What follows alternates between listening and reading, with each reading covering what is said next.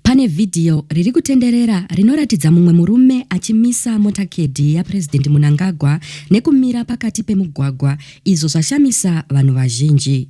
Mhuri yeZimbabwe ndinokuchingamidzai zvakare panonzi pano. Ndapota musakanganwawo kusubscribe, kufollowa nekulaikawo video rino zvakare nekurishare. Izvi zvinobatsira kuti risvike kure kune hama neshamwari dzenyu dzisati dzariona. Video iri kutenderera pamasaisai pasocial media inoratidza mumwe murume asingazivikanwi kuti ndiani akamira pakati pemugwagwa achiedza kuvharira motakedi, mota dzemutungamiri wenyika President Emmerson Mnangagwa padziri kusvika dzichida kupfuura.